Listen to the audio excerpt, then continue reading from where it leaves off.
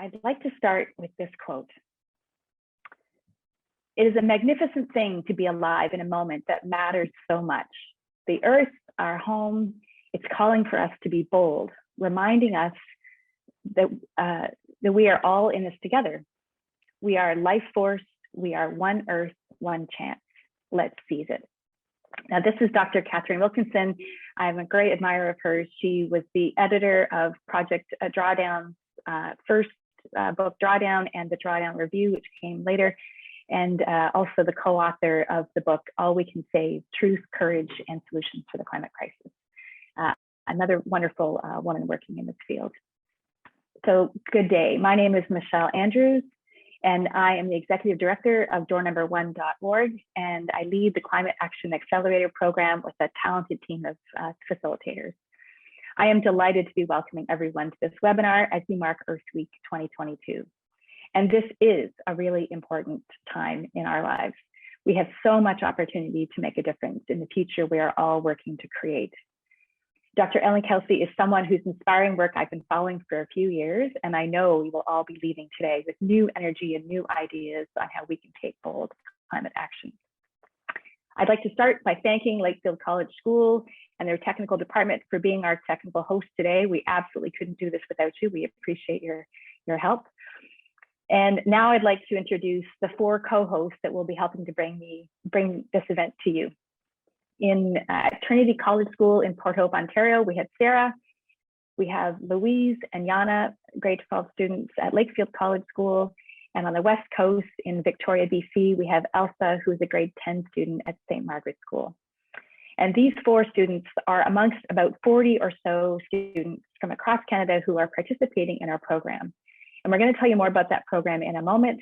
But first, I'd like to turn it over to Louise, who's going to do our territorial acknowledgement.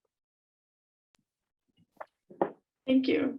So we'd like to begin by acknowledging the Indigenous peoples of the land that we've all settled on today. Although virtual, we come together from across Turtle Island, from the traditional territories of the Coast Salish in the west, the Mississaugas of the Credit and Haudenosaunee in the middle, and the Wabanaki and Mi'kmahi in the east. Although we're a great distance apart, all the lands in which we've settled on have been affected by climate change. As colonists, we must understand the impact of our actions on Indigenous communities, their cultures, and the land sacred to them. It is our hope that on this journey of climate action, every individual will build a stronger relationship with the Indigenous community whose land they occupy and develop an appreciation for their culture. In our efforts to regenerate the land on which we're settled, it is important to acknowledge and even adapt the culture of respect Indigenous peoples already have for the planet. Thank you. Thanks very much, Louise. So we know that we have a global goal to hit net zero carbon emissions by 2050. We also know that it will take leaders who will get to these goals decades ahead of the rest of the world in order to chart the path and help others follow them. So last fall, we set out to find schools that were willing to be those leaders in Canada. And the 13 schools that are in this first cohort of the Climate Action Accelerator program have committed to creating and implementing high-impact, audacious, hope-filled climate action plans that will engage everyone in their school community. They're going to work together over the next 3 years, collaborating with each other and sharing their learning broadly. And so we have 2 goals coming out of this program. The first is that each school becomes a center of innovation and inspiration for bold, whole school, high impact climate action, and that their neighborhoods, their regions, and the country will notice and be inspired. And we also intend, and we believe very much that this will be contagious action.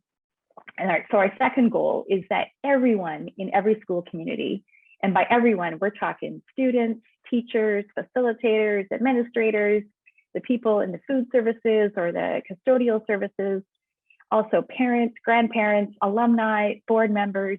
We're talking everyone. It's our goal that everyone become involved in the movement and become change makers in this transition we are making to a just, net zero, beautiful, and thriving world for all. We've got 5 themes running through our program. and you can ask anybody at your school who's part of this program, and they'd be happy to tell you about it. So we are working with urgency. We are trying to build our climate literacy. We are centering equity. We know that there are intersectional crises of our day that must be addressed in concert with the climate crisis. So it's something that we need to work on together as sort of an approach that covers a lot of these different crises. Of course, hope, which we're going to spend a bunch of time on right now, and the idea of regeneration, that we need to move past the idea of sustainability and be thinking about how to regenerate and to create really a thriving world. So these are our themes. The schools that we have in 4 provinces, there are 13 schools. It represents about 2,000, over 2,000 staff and over 7,500 students. And we haven't done the math on the total numbers in the community, but it's a lot of people that are represented by just these 13 first schools. And they have about 800 acres between them as well, just in their own campuses. We also have about over 100 people now participating in these workshops and collaborating together, including, and I have 35 on the screen, it's closer to 40 students, which we think is just critical. These are the schools. So if you're coming from one of these schools, we welcome you and congratulate you for being at a school that's taking this on with us. And if you're looking in from another school or another institution, you're also quite welcome, and we hope these schools will be an inspiration to you. One of the most important things about our program is that the students are at the table with their administrators and their faculty and their facilities folks to make these climate action plans together. And so I've invited a couple of our co-hosts to say a bit about what's their perspective on the Climate Action Accelerator program that may inspire you. So Elsa, would you like to go first? Yep, thank you. So for me, the CAP program has provided us an insight to how our school can move forward regarding climate action and how to make the process of improving our policies bold, but also tangible. Our community has learned from the CAP team about how to break down ambitious plans that seem unreachable into achievable small steps. For me, CAP has taught me that though climate change brings so much negativity, there is always hope present, and we can be the creators of this hope. I hope to see climate action added to our curriculum to increase climate literacy for our whole community. And I also hope that everyone in our community will be actively involved in climate action and our work will be continued. Great, thanks, Elsa. And now Sarah. Hi, so for me, the CAP program has given our schools the opportunity to teach and learn from one another. We're taught to push our ideas further, and we're helped with implementing action plans within our communities. CAP has also widened my network of sustainability-minded youth and has given me hope for what is to come. In the future, I hope that a school-wide action plan better unites the community and gives not only students, but administration and staff the climate literacy that we all need. Implementing these plans will also allow our schools to see the changes that they're able to make, even when we're starting small, and it gives us hope for the future. Great, thank you both Sarah and Elsa. And I don't know if you're all counting, but there's already a lot of hope happening and we haven't even got to the main event. Pretty exciting. And we are about to get there. So the last thing we'll say before we turn it over is from a logistics perspective, please put your questions in the Q&A function that is in the webinar bar. And we will, at the end, there will be time for questions and the students will be picking them out of the array that we receive and posing them to Dr. Kelsey. So with that, I'm going to turn it over to Jana, who is going to introduce our speaker. Hi. So one of the goals we have at CAP in these early stages of the program is to create a compelling vision that encourages the whole school community to participate in bold climate action. And I now have the great pleasure of introducing our speaker for today, Dr. Ellen Kelsey, to help us think about how we can incorporate hope into this compelling vision. So Dr. Ellen Kelsey, she likes to be called Ellen, is a scholar, author, and passionate leader in using evidence-based hope to approach climate change and environmental solutions. Her newest book, Hope Matters, Why Changing the Way We Think is Critical for Solving the Environmental Crisis, was published by Greystone Books in 2020. Her influence can be seen in the powerful environmental solutions of her clients, including the Monterey Bay Aquarium and other powerful institutions where she has served as a visiting fellow, including the Rachel Carson Center for the Environment and Society, the Rockefeller Foundation, and Stanford University in the Graduate School of Education. In winter 2022, she was based in Finland on a Cone Foundation fellowship, where she worked with climate scientists, educators, journalists, and children's book writers on the Developing Climate Change Communication with Emotional Awareness project. Ellen is an adjunct faculty member of the University of Victoria School of Environmental Studies and Western Washington University's partnership in the Redfish School of Change. She's a feature writer and podcast host for the Hakai magazine and a best-selling children's book author. Her newest book for children, Alas Goodbye, was published in April 2020. Her first film, Breathe, was released by Amnesty International in December 2021. Ellen has a track record of inspiring change. In May 2020, she co-launched the Existential Toolkit for Climate Justice Educators website. And in 2014, she co-created #OceanOptimism, a Twitter campaign to crowdsource marine conservation solutions, and it has reached more than 100 million shares. I recently read Ellen's inspiring book, Hope Matters, and I'm really thrilled to have her here live with us today to talk about why hope matters in an age of gloom and doom. So without further ado, I'd like to turn it over to Dr. Ellen Kelsey.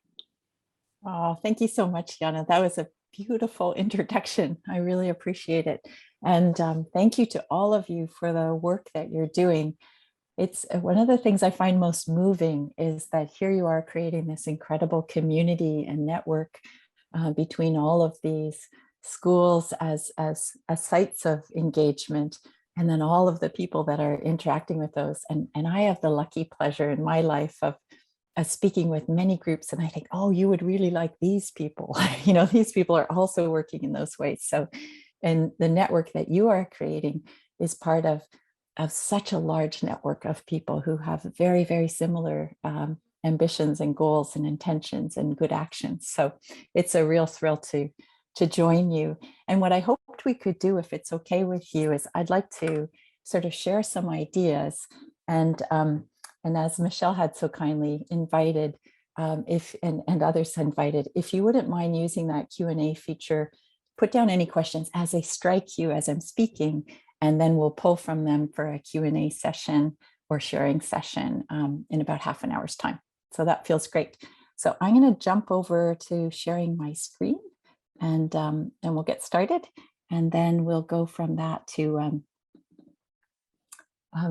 your ideas and thoughts. So I too would like to do a territorial acknowledgement. I happen to be coming to you from the homeland of the Esalen people, and it's a beautiful day here. I feel extremely fortunate to find myself in this beautiful place. And some of you might also know this area as Central California. So that's where I'm currently speaking to you from. Hope Matters, we were talking about that as a book, but really as an idea. Why hope really matters to the important work that you're doing in the action planning that you're creating. And as Michelle said so beautifully in her introduction, I love these words that you're thinking about uniting around a just, beautiful, and regenerative world. I mean, that Michelle said so well to me the other day when we were talking about what this could feel like together. You're interested in not doing less bad, but doing truly good. And I think those words really encapsulate that idea. So for me, if we're interested in action around these truly good things, one of the first things we really need to focus on is emotions. And there is now quite a lot of work being done in this field of climate emotions. Just as Yana said, I've just come back from Finland, where there are all these researchers thinking about, you know, how does how we feel about something really impact our engagement with those issues? And so, for example, in the most recent climate change report was for the first time ever, the mental health implications of climate change was really strongly put forward in that most recent report. And so I wondered if you could just take a moment, and maybe you could put it into the chat, but just maybe just take a moment to think, how am I feeling at this moment? How do I feel about climate change or the environment or the future more generally? If you wouldn't mind putting that in, if you feel like it, I would be really curious to know about that. I think it's always important to think about how we're feeling. And it's especially important right now because we're seeing more and more research evidence of very high levels of concern, strong feelings about the state of the planet. This particular research is from the largest international survey to date, which was just done in 2021, of people, many of them your age, between 16 and 25, showing these profound impacts of our feelings about the state of the planet. And then just very recently, the Canadian Mental Health Association did a project or did a research looking at how are we feeling about these things in light of COVID-19 and climate change. So if you're thinking about future work, in your own professional life as a student, maybe going on to university, you might be interested in this whole world of environmental psychology and how it plays out for us. I think one of the implications of all of this, which is really important to keep in mind, is this feeling of fatalism, that when we look at something that's really broken, it can be quite possible and very likely that we carry along this idea that if it's this bad, it's going to stay bad. And I think this fatalism is something we really need to be aware of and challenge, because fatalism is strongly felt. And I think part of what fuels that fatalism, as these research surveys are showing us, is this feeling of institutional betrayal, that, organizations, governments, those things we've put in place in our society that are supposed to look after us in times of crisis, sometimes we feel they're not doing a good enough job of that. And then we end up feeling not only worried about the thing, but we're concerned about our, who's really going to do this hard work that needs to be done. So all of that contributes to feelings that we have, often feelings of hopelessness. And interestingly and importantly, I think, when you look in the psychological literature, when you feel hopeless, you can very easily then feel cynical about things and come away with apathy, which simply means a feeling of like, there's really not much I can do. You lose your sense of power, your sense that you can contribute very much. So for all these reasons, it becomes super important to create safe spaces where we can share our feelings. And as Jana kindly mentioned, an initiative I was involved in just last year was gathering this international group of people who have all these resources on how to create safe spaces to share our feelings. And we put them together in this website that has a super long name, the Existential Toolkit for Climate Justice Educators. We need a better name. But anyway, you could go on there and look for resources, either as teachers you might want to use in your classes, or as environmental club members you might want to use with your club, of ways we can share our feelings. One of the big things that comes out of that work is research like this that shows when we take care of ourselves, self-care or care of each other, it actually has a positive benefit, not only for our own well-being, but also for the people we're working with. And I think super importantly, as this research shows, for the issue itself. So sometimes we think if we take time for ourselves and we're dealing with urgent issues, remember that was one of the 5 categories that you're dealing with, urgency, that somehow we'll take away from the urgency. But in fact, research shows the more we care for ourselves, the more able we are to engage with these difficult issues.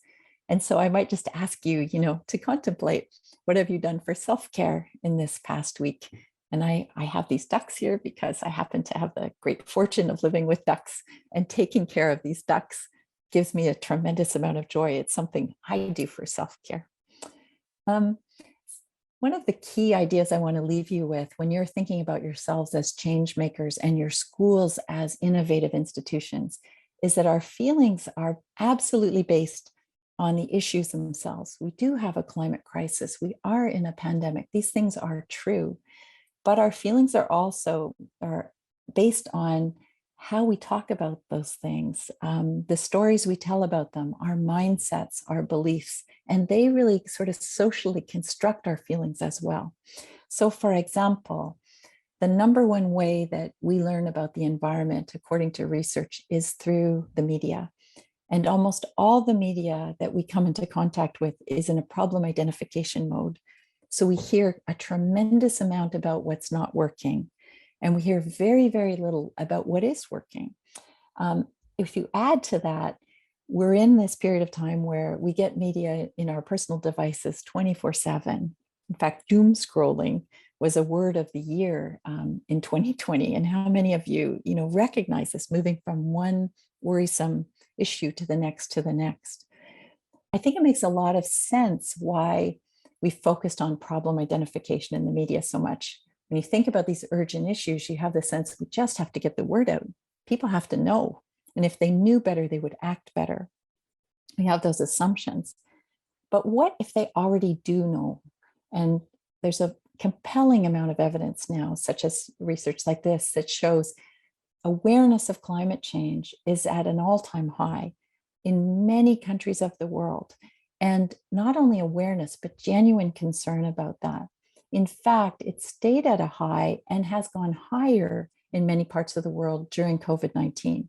Now, we often don't know that because we look to the media and we see, oh, we had a lot of coverage of climate, and then we haven't seen so much about that in most recent years during COVID. That's because in media cycles, we get what's called an eclipse. So COVID essentially eclipsed. We got many more stories about COVID, which of course makes sense.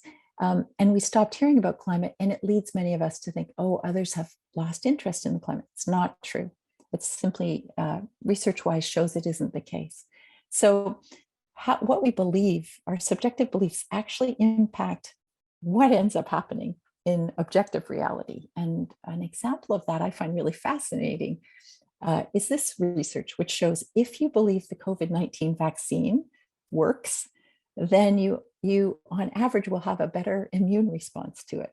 So your belief about that vaccine actually impacts your physical reaction to that vaccine.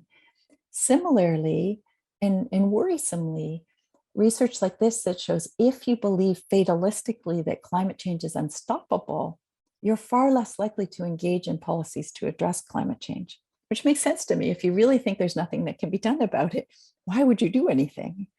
So these beliefs really matter. And in fact, it's led people who study journalism to question whether are we actively disengaging people from climate change by focusing so much on the problems that they then feel powerless to do anything about it. It's a tricky question because, again, research shows us that in newsrooms, climate change problems are deemed to be more newsworthy, so they get more coverage. And research like this that shows when we only focus on what's broken, we do cause people to feel like they don't know how to engage. So we've got this real issue going on. And I would say that in my experience and looking at research around this, the same thing unfortunately happens often at school, both in high school and in university, where maybe this is familiar to you. You hear about the problem and you imagine the second half of the course is going to deal with the solutions, and you never get to that second half. This problem identification becomes dominant. What that has contributed to is what Tony Lazarowitz at Yale University calls this hope gap, where we really care and are aware of something and we feel powerlessness about it. So that's led me to really focus so much on hope, because I think that the crisis of the climate is tied to our ability to engage. And if we feel hopeless, we don't feel able to engage. And that's why I think evidence-based hope really matters. And what I mean by that is facing the truth of the situation, the details of what is happening, and being not fatalistic, accepting that we really don't know what's going to happen next. And all kinds of things are happening, and paying attention to that. And then embracing these emotions. So hope and anger, for example, are very activating emotions. When you feel hope about something, you feel powerful. And when you're angry about it, you similarly feel powerful. Whereas when we feel helpless or fearful or in despair, we're much less likely to be creative. We're much less likely to work collectively. We kind of shut down.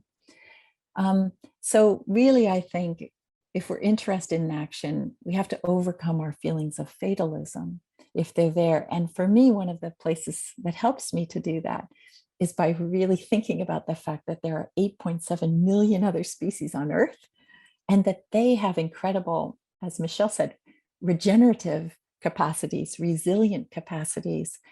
So for example, we saw these incredible forest fires that occurred in Australia over the last few years. Over a quarter of forests in Australia burned. But we don't often see media coverage that helps us to understand what's happened after the worst of that, you know? And I'm in no way saying that those forest fires are okay. They're huge problems. And yet here we see this fire damaged trees creating these things called epicorns. So even though their branches don't have leaves on them, coming out of their bark are these big bundles of leaves that allow the tree to continue to photosynthesize and regenerate. So this capacity is also there. That's what I mean to say. Many of you in British Columbia will have seen bald eagles on your way to school today. That's because bald eagles have made a remarkable recovery in British Columbia and down through the United States as changes in the way the chemicals we use on Earth have improved for birds. We see that result. You may see this animal and think, oh, pandas are endangered. Well, pandas are no longer endangered. As a result of ecological restoration and captive breeding programs, their numbers are returning and increasing again. And in fact, the scientists who study pandas have this fascinating idea to me that labeling something as endangered or threatened or vulnerable is not the best way to do it, because that sounds fixed, you know, like it's stuck. And instead, perhaps, and what they're advocating for, is we use a model much more like we would use if someone falls ill and then goes into remission or becomes in a period of thriving, that follow the way we think about our restoration of species in that same way, so that if a problem occurs again, we're quick to act on it and then get it back to a period of, you know, stability. So I really like this idea of changing even how we label things to a more regenerative, more alive model. And then I think it's really powerful to think about how science changes and our understanding of things. So when we think of other species, we, you know, 10 years ago, I used to talk a lot about animal culture, and that was hard. People would call it the C word, you know, because culture was something that people had, but maybe not other species. Well, over the last decade, there's been a boom of examples of how, you know, ants in this place have a different culture than ants in this place, or killer whales along the coast of BC. There are 3 different cultures of killer whales who are the same species, different cultures.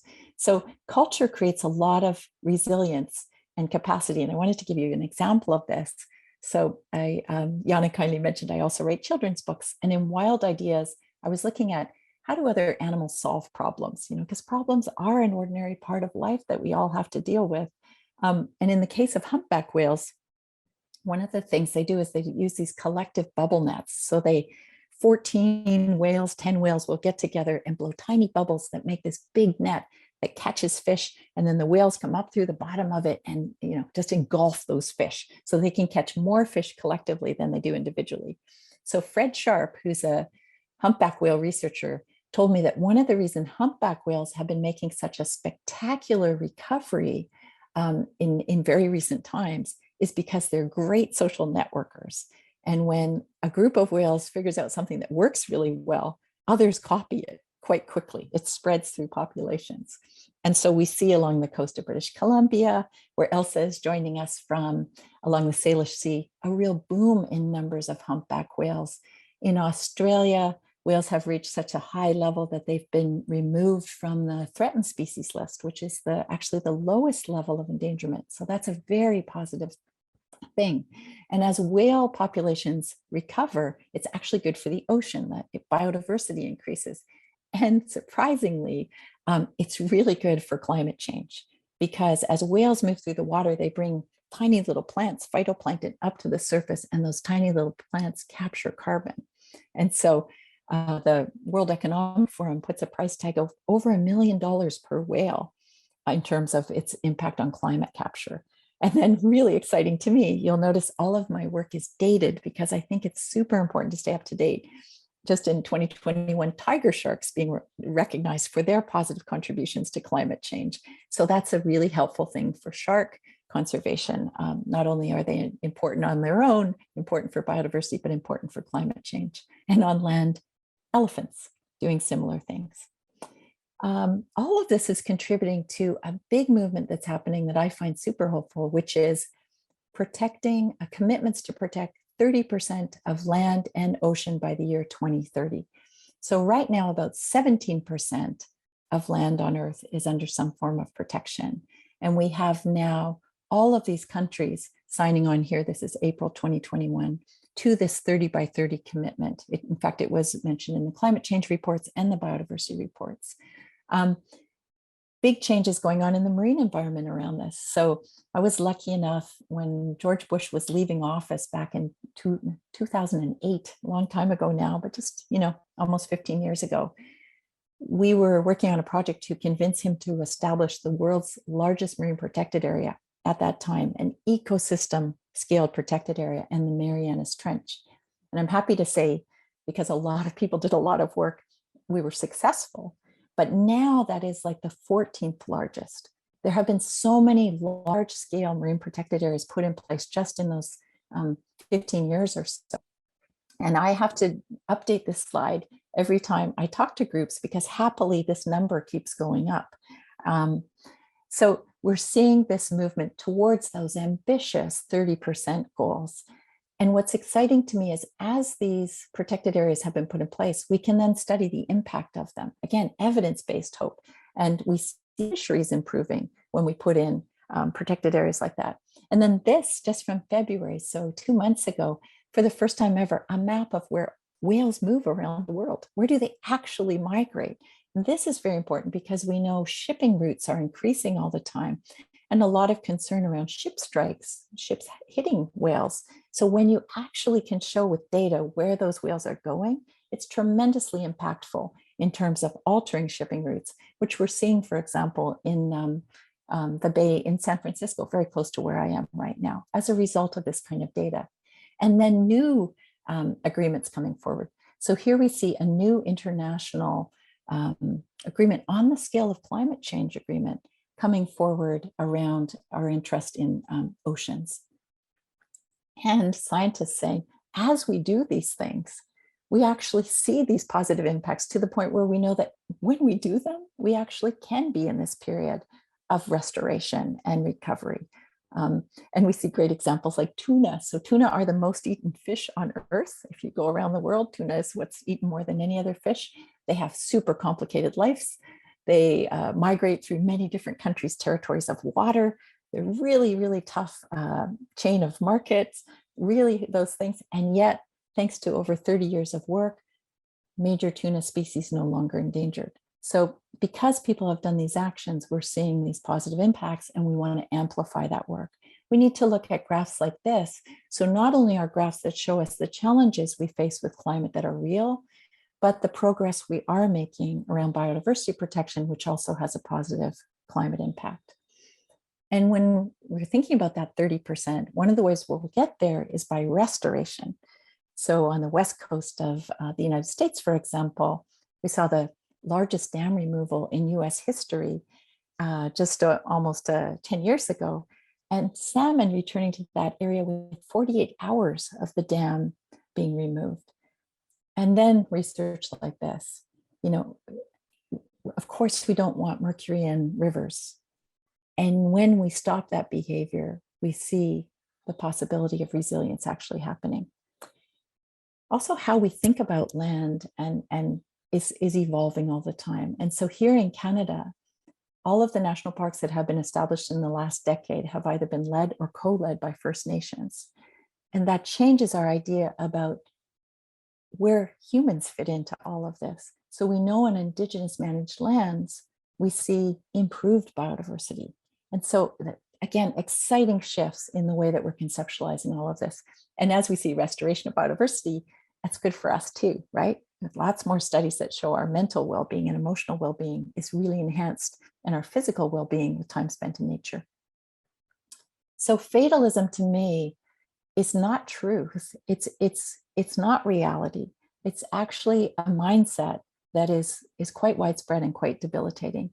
And in the same way that I talked about, if you think climate change can't be dealt with, you're less likely to act. If you know about what's actually changing, you're much more optimistic about what can be accomplished. So I think we have to pay attention to not only what's broken, but what's really working. And I'm happy to say that There's been this evolution of solutions journalism, which is a form of journalism where you look just as carefully and demand evidence for what is having positive impacts as you would look at the problems themselves. And research about solutions journalism that shows when you do that, people are more likely to engage with those issues.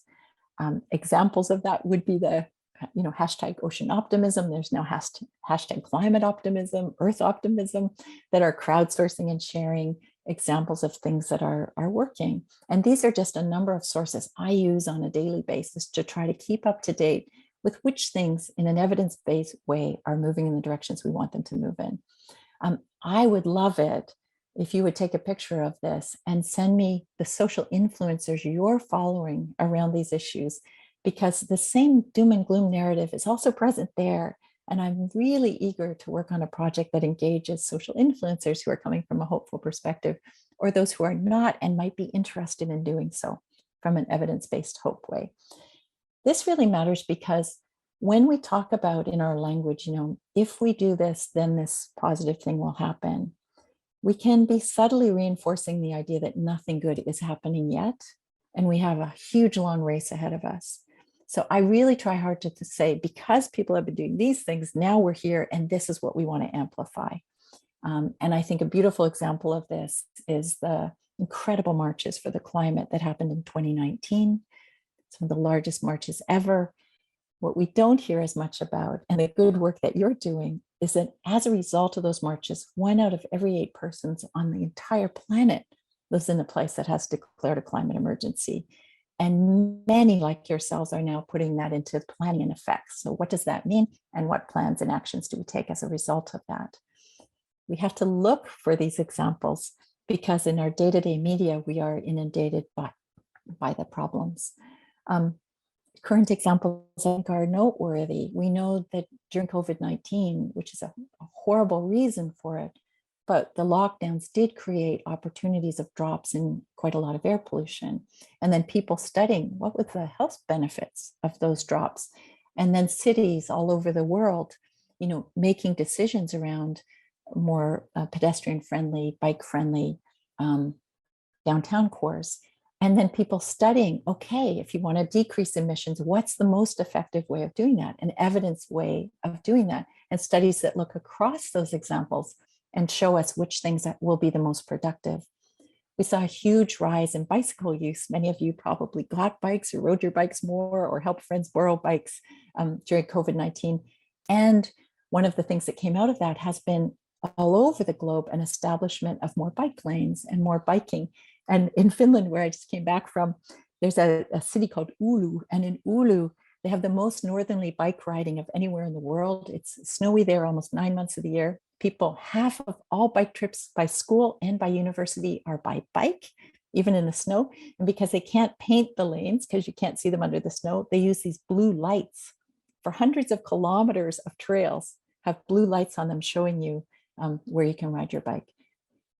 Very interesting things happening around electrification of cars, of ships, flight bans. So a lot of you will know the carbon implications of flying. Well, you might not realize in Austria and in France, if you can take a train and it gets you there as fast as a short haul flight, you're not allowed to take the short haul flight. You actually have to take the train because it has a better climate impact. And then we see shifts towards net zero, your goal, your plan. So back in 2019, we had 77 countries and many cities signed on to that. By 2021, we have 137 countries. And then I just pulled up for you a couple of days ago, look at the coverage of net zero commitments going on. Like this, you are part of a massive trend that is really in place. And I think what's exciting too is, again, as our scientific understanding changes, we used to think if we got to net zero, it would be several decades before we saw the positive impacts of that. The more current idea now is that, in fact, we will see the positive impacts quite quickly. So science changes in our understanding. And we're seeing the movement of investors demanding these kinds of actions from large banks and corporations. And then many times when I talk about the initiatives that are happening in business, people will say, well, isn't it greenwashing? Well, again, we now have a new UN body forming, a working group to check whether it's greenwashing, to really keep track of what are those commitments and what's the evidence those companies are actually sticking with those commitments. It's an exciting change and one that was just made last month. So, we also have corporations that are making claims to not only be okay, but better, the same sort of things that you're interested in. So the movement I'm seeing now is not only net zero around carbon, but now a movement of thinking about net zero and replenishment around water. I think we'll be seeing that same thing moving forward. And interesting innovations, of course, of how we think about materials, how they're used. I think this is an interesting example of positive design, using things, and I know Michelle's very interested in this movement in architecture and city planning, those sorts of things. And I heard a wonderful example coming into this around thrifting, which is being done at Lakefield College School. Well, it turns out that thrifting is thought to will exceed fast fashion in not too much time because it is so prevalent and happening. And that's an exciting idea. So when you are doing that, or when you're adding more plant-based choices to your diet, you are actually part of a massive movement of people doing the same thing. And we have research now that shows these are not small actions taken by individuals. These are collective actions many individuals are taking that are having a significant impact on on carbon capture. And other schools like you who are really interested in these initiatives in places all over the world. I think this kind of research is fascinating too, that often when we talk about these kind of actions, we frame them as if sacrifices. You have to let go of something for the better. Well, more and more research is showing, in fact, when you do something on behalf of the greater good, it can also bring you quite a lot of joy. And there are happiness researchers who look and say, okay, if you eat a chocolate bar, you may feel great. That's true. If you do a beach cleanup, you may feel great. That's true. In the case of the chocolate bar, you feel great, but it doesn't really do much for your immune response. If you do the beach cleanup, in fact, we do have a positive immune response. They talk about it as eudaimonic actions, and it has this positive health benefit. And it leads some scientists to say that's because we're kind of genetically programmed for the greater good. So I find that fascinating as an idea to follow. So these are some of the trends I've been looking at that I think are moving in positive directions, and that we need to amplify. And then I finally wanted to touch on this point, that you are the dominant population on Earth. 42% of people on Earth are 25 years of age or younger. The top two values that keep coming up in this age group are social justice and climate change. That's why it's a climate justice movement. And just as you were talking about not sustainability, but regeneration, you're right in line with this transformational idea that's held by so many people. And in that sense, choosing to be hopeful, choosing not to be doomed and feeling apathetic, but to be hopeful and empowered is a political decision. And one that I see reflected in many student guides to climate change, which look really different than guides put together by adults. So in student guides, what we see is an attention to self-care and our emotions and allyship and the use of art and expressions of intention around diversity and inclusion. These kinds of things are primary in this transformational or regenerative idea. So again, if we're really interested in action, we have to embrace intersectionality and our identities. And a group that I've been following a lot right now is the Intersectional Environmentalist Council. Many of you may know them as social media influencers interested in climate, who are choosing whatever identity they wish to put forward as a way of engaging with these important issues of our time. And so again, if you have social influencers you're following, I'd love to know about them and to think about coming from whatever environmental identity feels strongest to you. So it may be your identity as an artist or an organizer or a knitter or a hiker, or there's a massive urban bird watching movement going on. We don't have to all do the same top 5 things. We can act in ways that are expressions of our identities and communities that are very powerful. Maybe our religious orientation or our sexual orientation. These are all powerful ways that we interact. And if you look, there are many, many groups that are coming from those perspectives that you can join forces with. And I just thought this is a beautiful example of this. Here we have a scientist who's found a new species and has given it a gender neutral name. That's a political decision to say, this is how I stand in the world. And that's exciting. So I think if we care about action, then we have to actively spread evidence-based hope. Again, because hope is not complacent. People used to say that to me. That was probably the most common question I would get, which is, if we talk about hopeful things, aren't we telling people everything's okay and they don't have to do anything? That's not what we're saying. We're saying there's huge problems on Earth that we need to face and are facing. And we are choosing to amplify that which is evidence-based working rather than perpetuating a doomism. And it's interesting, people now talk about climate denial. You know, we used to be very concerned about people denying that climate change was real. The numbers of people who deny climate are dropping rapidly, but climate doomism in a way creates the same sort of problem. Because if you're in denial of something, you don't have to act on it. And if you really think it's doomed, you don't have to act on it. So Michael Mann, who's a very famous climate scientist, he says climate doomism is a big issue that we have to recognize. And I think evidence-based hope is a real answer to that. So I hope that you as change makers and institutions that are interested in innovative change will be thinking in these ways.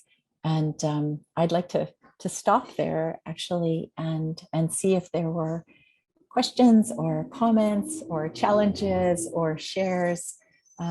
Something I've started doing lately that I learned from the Existential Toolkit is this invitation. If there's someone in this call or online that you would like to call out for saying what a good job they're doing, you hail them. You're welcome to do that. If there's someone not on our call that you would like to say, I really love what they're doing, it's inspiring me, you can toast them. And if you yourself are doing something, you think, I am doing this and it is a good thing, you're allowed to boast about it. Because I think that's part of self-care, actually. So if you want to toast or hail or boast, I get them all mixed up all the time, but really the idea is just acknowledging that which is working. I'd like to invite you to do that as well. So I'll stop talking and we can go from there. Great. Thank you so much, Ellen, for the awesome presentation. And yeah, just something I just thought of like right off the bat. We actually had a field trip recently, and then we saw some people working to reuse car batteries and like taking the old batteries from cars that are no longer usable for cars and making them into like something else that an average BC household can use. Just part of that. It's so cool. Elsa, can you think of an example, like a thing that they were doing in the house? Yeah, it's just basically they're using the battery packs and connecting it to a solar panel to just act as like a source of energy for the household. Wow, that's very cool. Very cool. Thank you, Elsa. Thanks for that beautiful example. Yeah, and I actually have a first question for you. Thank you. Yeah, so what was your first experience with eco-anxiety? Well, you know, it's interesting because one of the things I really took away from my time in Finland is this sense that there are no outlaw emotions, you know, that to have eco-anxiety in many ways is not a pathology. It's not something wrong with us. It's a very logical response to significant problems. And especially if we only hear about problems, to be concerned makes a lot of sense. It means we're healthy, we're aware, and we care about something. So I would say I'm not sure that I have myself experienced eco-anxiety, but I absolutely on a regular basis have things I'm really worried about. And I'll think, like I'm deeply concerned about that. Or I usually feel it. Like I kind of feel like this sinkingness, or like my skin gets tight, or I, you know, like it's like a, I almost feel like crying a little bit, that kind of feeling. And what I do when that happens is I stop and allow myself to feel it, because I want to acknowledge that my emotions are an important part of me. And then when I've done that a little bit, I actively go searching online for things that are moving in a positive direction around that issue. So I will look through the sources I had, and I'm happy to share with you later. And sometimes I'll just Google search that thing plus moving in a positive direction, or successes or solutions, or surprises, or, I'll use keywords.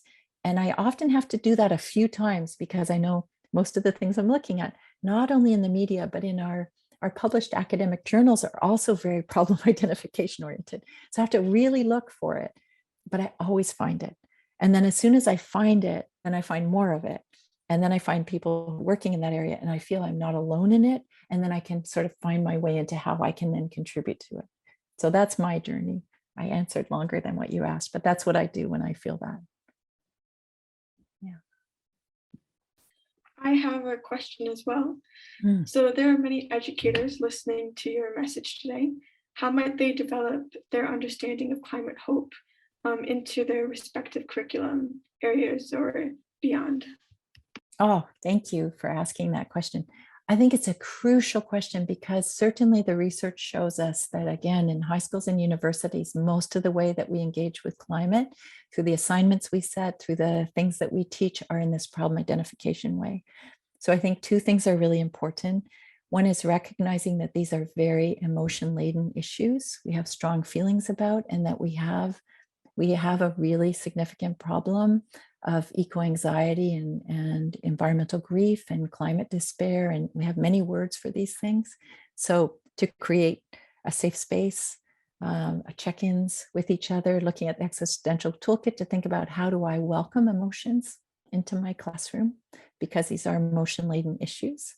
And then secondly, I just came back from Thompson Rivers University in Kamloops, British Columbia, and they had a whole course on hope and resilience. And students in that course were doing community-based projects, but of real issues, but from a solutions orientation, evidence-based hope orientation. And so I would say, really actively thinking, how do I take this issue? And again, I can't think of a single issue that can't be reframed in this way. How do I teach this important issue from a solutions orientation that's evidence-based, and invite students to do assignments from that perspective and to report out from that perspective?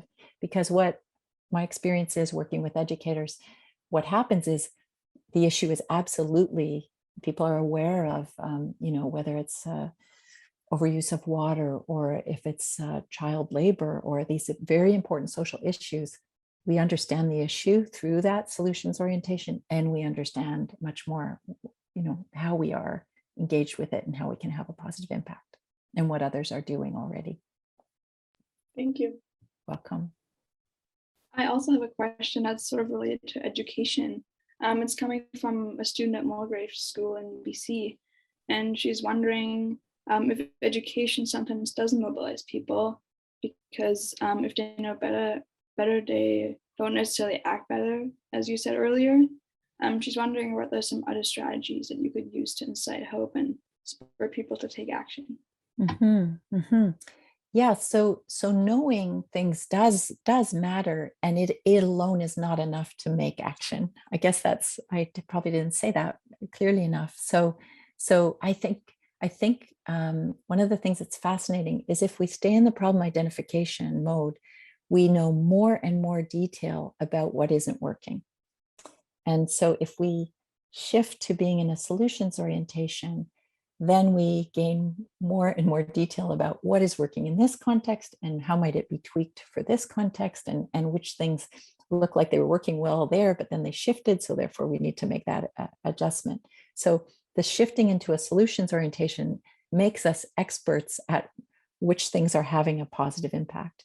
And that becomes a really important part of it. And then what we know about the psychology of engagement with really difficult issues, which the ones we're talking about are, they're global in scope, they're urgent in nature, they're complicated through the way we live our lives.